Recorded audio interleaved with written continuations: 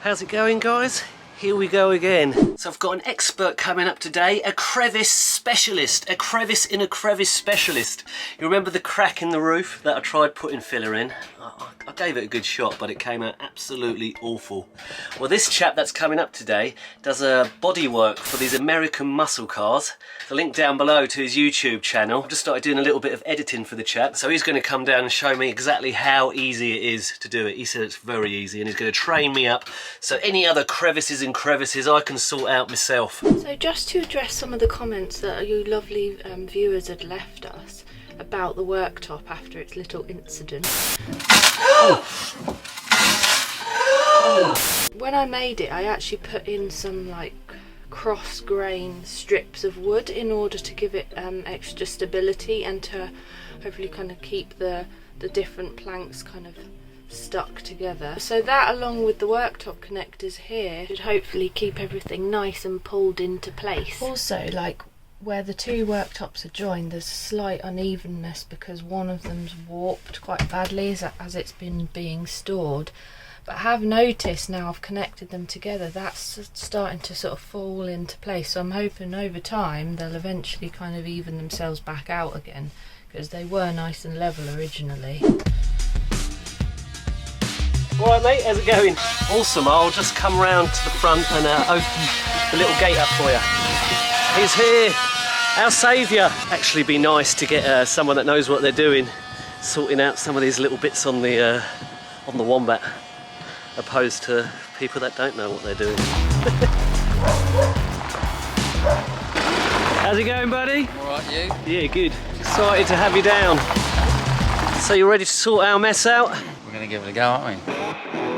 So here we go, our specialist is down and he's ready to let rip on the mighty Wombat. And we have been told that this is a pretty straightforward job if you know what you're doing. Yeah, I don't, alright? Got straight in there, don't mess about, does he? It's already nearly out. That would have taken me half a day. And some of you guys in the comments have said make sure you get it down to the shiny surface, and now I know exactly what you mean. So much easier when you've got the right tools for the job and you're not just kind of sort of makeshift do things. I think that's why people end up with massive tool collections. Like my dad's got everything, but it's brilliant. You're like, oh, I need to do this. Yoink, kind of thing. You can see here, it's, you know, it was rusting under there. So you just try and take it out as far as you can, because, you know, it's all repairable, isn't it? I know what the viewers are talking about now when they say you want to get it down to the shiny. That's the shiny, isn't it? Okay, so let's get our rust repellent on there. Aquastil. And Chris, our expert, wasn't impressed with the paintbrush we supplied. Did you rob an art school or something? That's from home, that's one of my sisters from when she was like 3. Yeah, we're lacking on the brush front. So we've got some fiberglass pate going on next. Pate. Can we call it that? You don't want to put marigolds on while I do this, no? Real men don't use marigolds. Your hardener? Yep. Look at that hand, straight in, Bex, like you. I know. You're just saying real men don't use marigolds. I'm a real man too. How many times would you say you've done this, Chris? Too many. It's what you want to hear, innit? Not saying I'm any good at it, though. Wax it straight on gloveless, guys. We are dealing with a real adult man.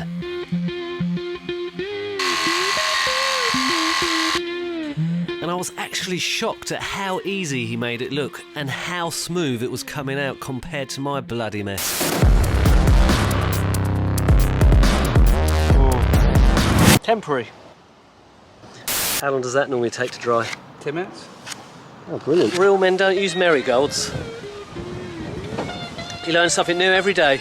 So I'm just working on finishing off the backer boards. They're all oiled, they're cut to size, pretty much ready to go. However, I've come across one problem, and it's that they had some of these sort of gnarly looking bits in them due to where they had the metal, this stuff, whatever it's called, on it. So I dug it out with the intention of adding a nice decorative sort of bracing bit of wood like I've done on some of the other sections of the worktop. However, The wood just was splitting really badly, so I've just put this in as a stabiliser, and I've had like a cunning idea to kind of keep in mind where these came from. I'm going to use some of their old kind of metal bracing stuff and do something like decorative on the edge with them, so I'll shoot back in a minute once it's done and see what you think. Okay, so with my fiberglass pate dried, we gave it a sand.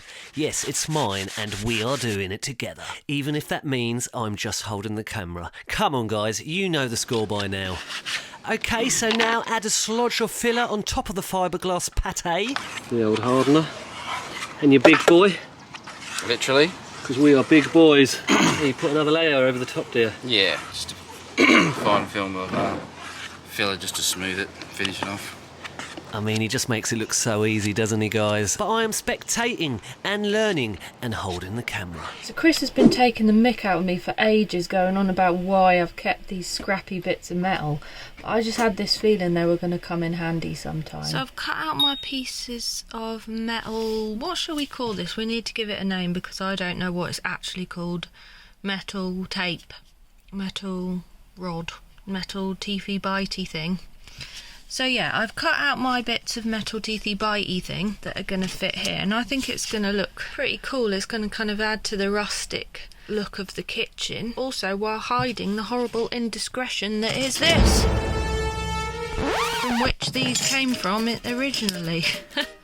Oh, the irony. I've just put a bit of glue on there, just to give it some extra adhesion to the wood, and now I'm just going to knock it into place. Do you remember the wrong paint that I got? We're going to use that now and try to mix up a new sort of shade, something similar to the boat, and maybe add a little black, add a bit of purple, and try and sort of make our own colour match. It doesn't have to be exactly the same, does it? So there's that one. So it gives it a little sandy again. Yes, I'm sick of these bloody colour matches. We are going rogue. Again, doing my bit. Yeah, we're not overly fussed to get it exactly the same at this point. If we come to sell the boat, we'll redo it all and we'll give it a lovely slodge all over. But for the time being, this is fine for us. We just want it protected. Again, are we turning into that hippie boat? I think we might be, guys. Looks a little bit better than what I've done, don't it? What do you reckon? The main thing is just having it properly sort of sealed in there and weather resistant, I suppose, isn't it? That's all it is, really, isn't it? Yeah. It's on the roof.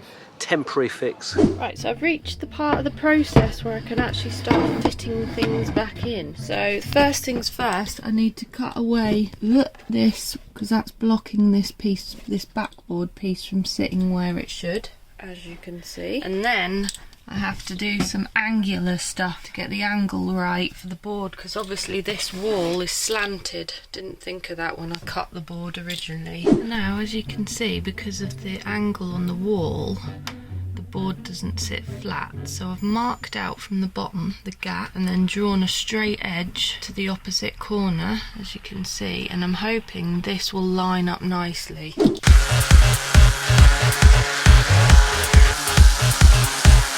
So rather annoyingly, these two plugs are just a bit too much in the way, so I'm just undoing them. I should be able to lift them up a bit higher so that they don't interfere with the backing board.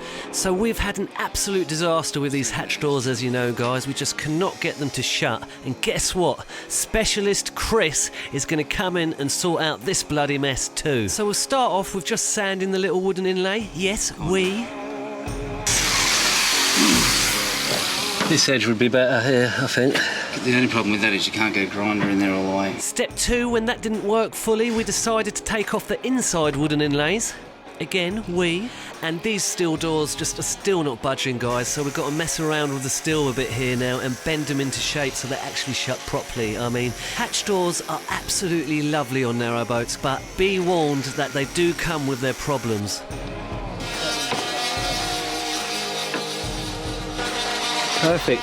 So it is that bloody bit. I mean, for a long time I thought it was that bit, but I kept shaving bits off and it didn't do much for me. Maybe I gave up too easy. What do you reckon? Okay, so that's the left door down, the right one to go. And time for me to take charge. What's that? That's angle grinder, isn't it? Width is almost the same. Okay.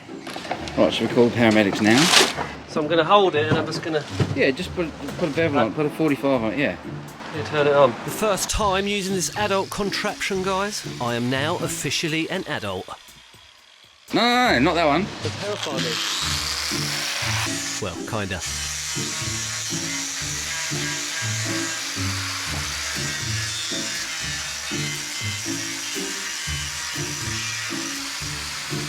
But then I couldn't be bothered anymore.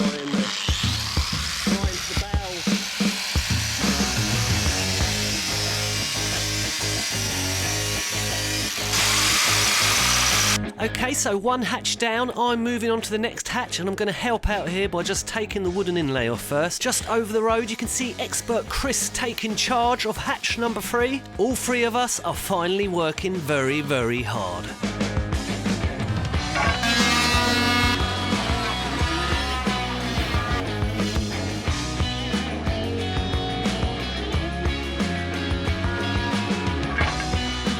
There we go, and all ready for expert Chris to come in and sort out the rest of the bloody mess. It's in! 8 hours or something.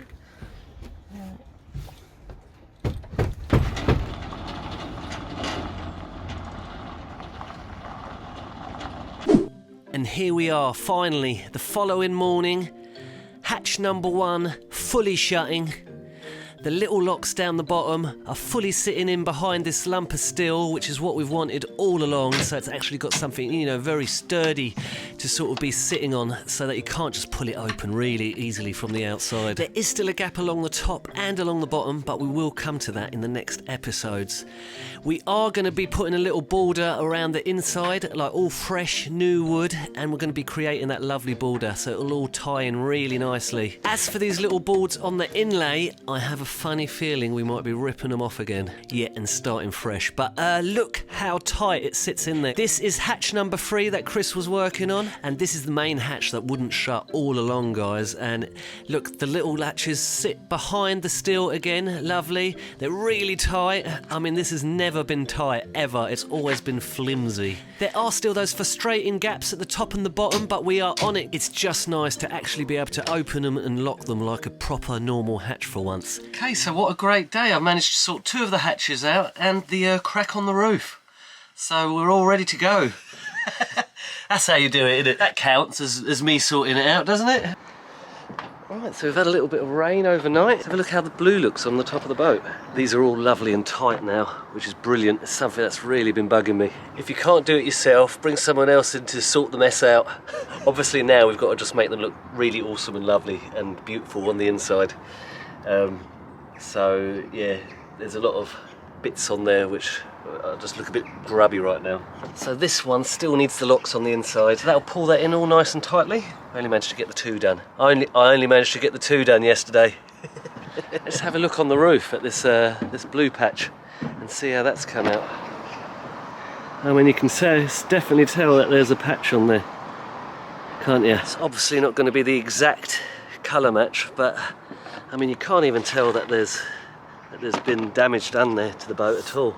It's completely smooth. And you've done this with the fiberglass, remember? You need a towel, really. You just see the water dripping off it at the moment. But you wouldn't even know that there's been damage to the boat there, or a big crack in here, would you? It's just like new. Very impressed, guys, with expert Chris, and here's one that I attempted after. Yeah, it was just one of our little patches that still needed doing. See? Who says I don't get stuck in? Right, like, subscribe, smash that stupid, horrible, bloody bell, and we will see you in the next one.